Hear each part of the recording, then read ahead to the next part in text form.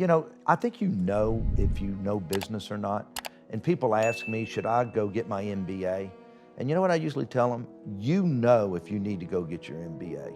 If you don't have it inside of you and you understand economics and finance and operations of business, then you need to go get it.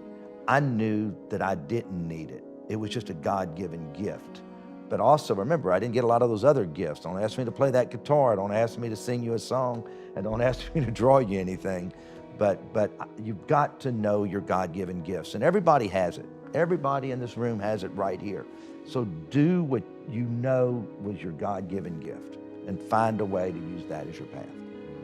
So when you think about somebody stepping into a career and building something, obviously there's an element of, okay, you need to figure out what you're good at, what you're not good at.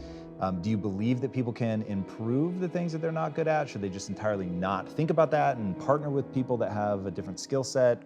You've said do not partner with somebody that has the same skill set. You read the book. You read the book. Of course. Absolutely, but at the same time, I've made myself, understand IT, information technology. And if you talk to any CEO of any company, they'll tell you that's the one department that you do not want to, because no matter who you bring in, everybody has their own way of doing it. And I've just still made myself understand technology, even though I'm not a millennial. I try to at least know a little bit about every single department, even if I don't know it a lot.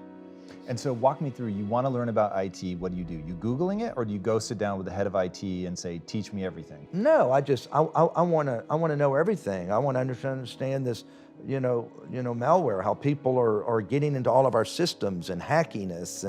What's your process for learning though? Just sitting down and say, you got to make me smarter on this. You got to help me through these steps because I don't get it. Don't go into too much minutia because you'll lose me because I'm not that smart. But you got to give me the steps of why this is happening or not happening. And that's something that everybody should do. You don't have to understand, that I'm going to go and be able to program something or write something. But we should all, if we're running a company, understand some portion of it. When I'm shooting Billion Dollar Buyer, I know what all these different people do and exactly what they're doing and how important, each person is. And it's just trying to understand what you do, and it makes you appreciate that person and how smart they are at that job too, and how important they are to your company. All right, let's say I'm one of your kids. I want to take over the business one day. How are you going to help me absorb the business fundamentals? Is it just follow you around? Is it you're going to hand me a list of Tilmanisms? Like, what does that process look like? This is a really great question that you just asked, because I've had people say to me, why don't you let your kids work for me for a while instead of just working for you? And then other people say you should put them in one department and let them learn that department. And you know what I've said, and I really think I'm doing it right, and we'll see, only time will tell. There's so many departments. You're talking about a $4 billion revenue company with 60,000 employees and 700 million in EBITDA that does everything from, I have 25 biologists that work for me at aquariums. So everything from aquariums to amusement parks to 5 casinos to restaurants to an NBA basketball team, okay? Just everything you can think of. I'm teaching them to make decisions, because that's really what it's all about, is learn how to make decisions, see how I make decisions every day about everything, whether it's a little decision or a big decision. And they've been doing that with me, and they're pretty smart. We don't know that we could run this without you. So it's kind of interesting, because it's them sitting in meetings and seeing how I make decisions is the best thing I can do for them, instead of learning one little department. So if you were going to teach us a few key business principles, what are some of the core principles of business that you really, like, if you knew, if I die without my kids understanding these 3 to 5 things, like what would those 3 to 5 things be? Know your numbers. No matter what business you're looking at, always know your numbers. Number 2, realize that we're not successful if that consumer does not come to us, whether they're eating in your restaurants, whether they're playing in your casino.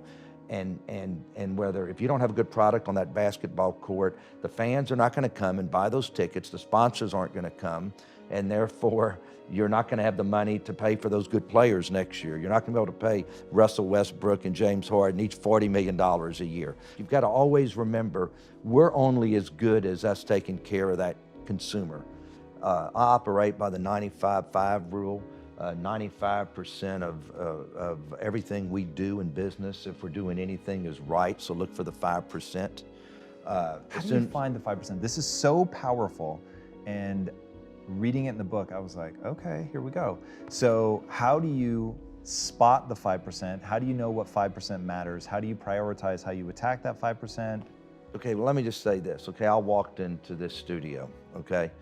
And I've done a lot of interviews, and as soon as I walk in, your people greet you, they introduce, you know, this, you come up here, here's some snacks, there's even a camera light, so if they're doing your makeup up there, it's a perfect lighting. I could tell this guy has his act together. This guy, I'm having a hard time finding his 5% because they're doing everything right. And I'm not just saying that, but you know everything I'm saying is true. That you have somebody meet us outside, we're not walking around lost, so I hadn't found the 5% here. I'm sure before the show's over I will. But I judged you and your operation the second I walked in. And it's no different if I'm pulling up to a retail store or a hotel or a restaurant or whatever, and before I get to the front door, I'm pulling up in that parking lot. Is the parking lot in pretty good shape? Are there weeds out there? Are there cigarette butts in the parking lot? Are there lights burn out? The front door's got a bunch of smudges on it. I haven't even walked in yet, and I can tell you this isn't a crisp operation. And that's the same parallel that I used for the basketball team. We had a great year again. We've won the most games we've ever won in a 2-year period in my first 2 years of ownership. But I sat down with the general manager and the head coach and my top basketball people and said, all right, we did 95% of everything right, but we didn't beat Golden State again. So what do we need to do? How do we improve that 5%? And we kicked it around, and that's when we decided that maybe there's an opportunity to be a little more athletic and getting a great transition player who can speed the game up and make us a better team like a Russell Westbrook. And so that was the 5% we were looking for. Changing out a few coaching positions, changing out a few other players. You're never gonna be great if you don't look for the 5%.